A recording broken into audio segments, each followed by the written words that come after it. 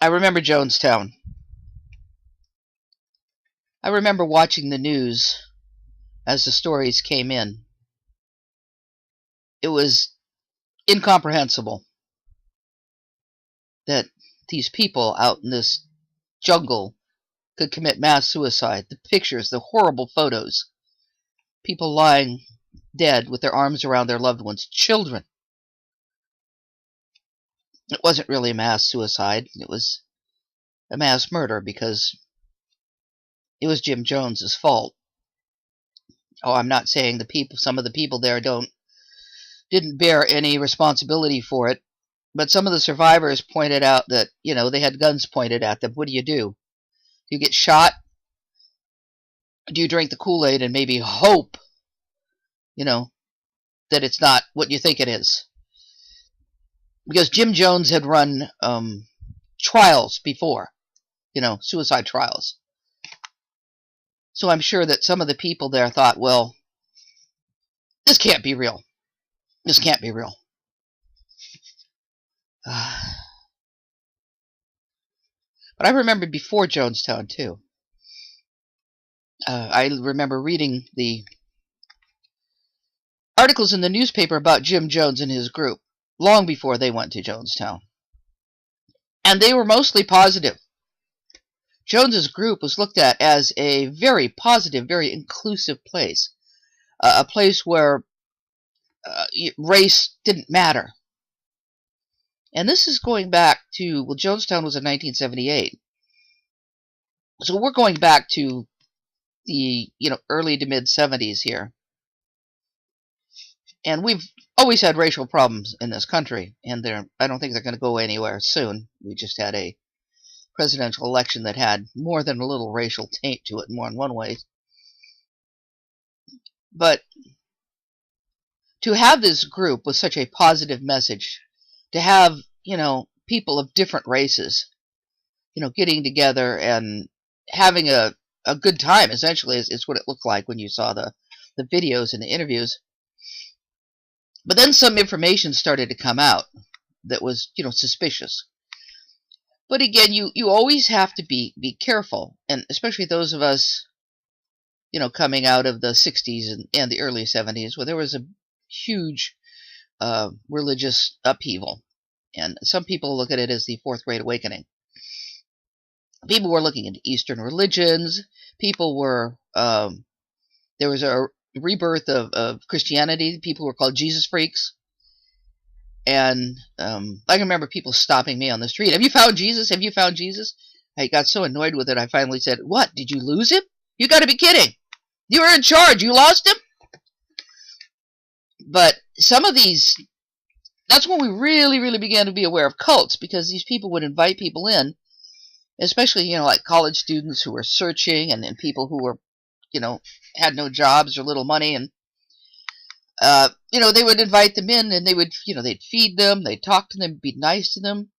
When I was at UCLA, a lot of people I knew would go every Friday to the Krishna Consciousness group, because they had this big free vegetarian feed for everybody. Of course, they were trying to recruit people, but the food was free. I wouldn't go near them. Although I had friends say, come on down, the food's good, and, it's free, and they ignored them. But the constant message got to people.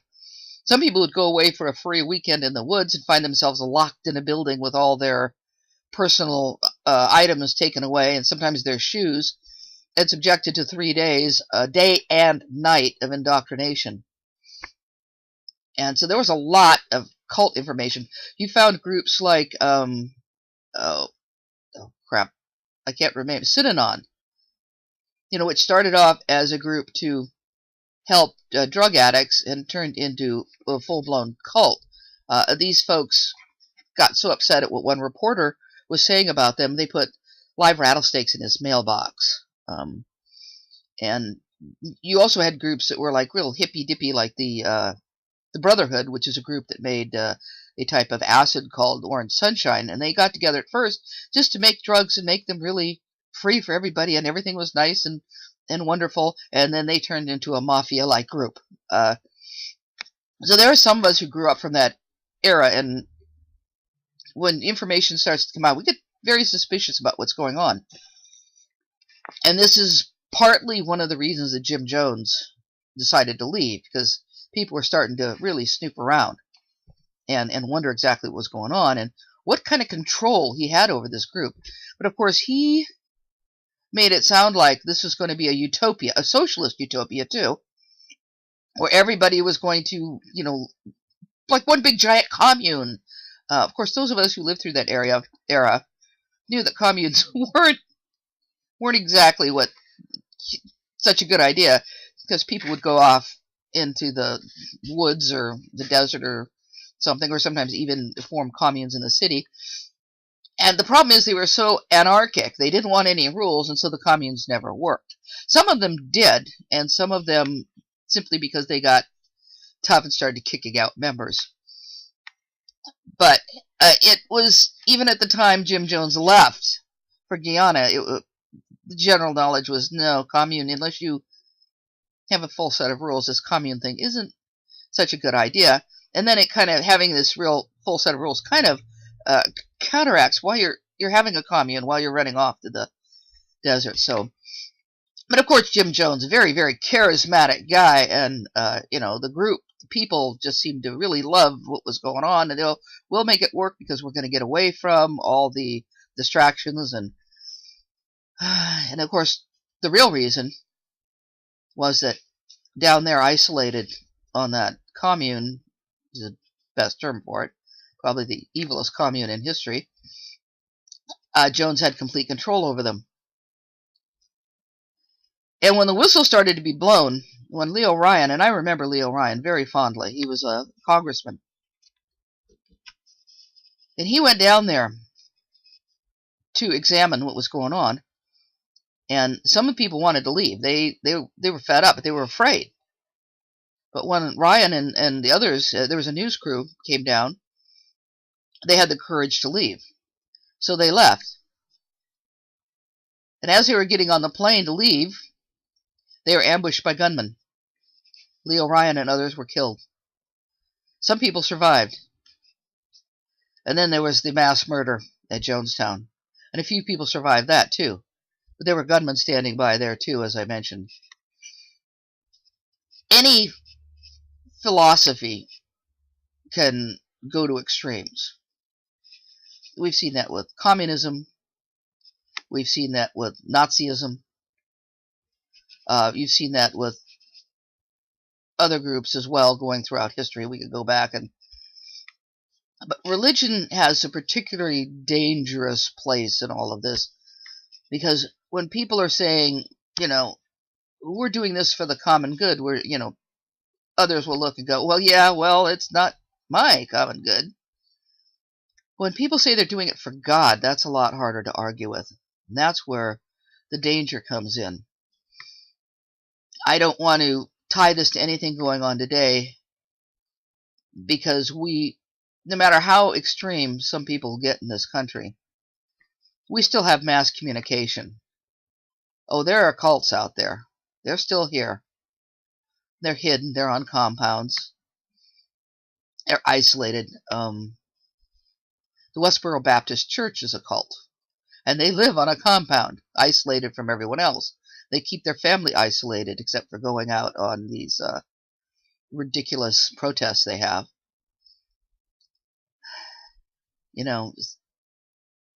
And they're dangerous. They are potentially dangerous.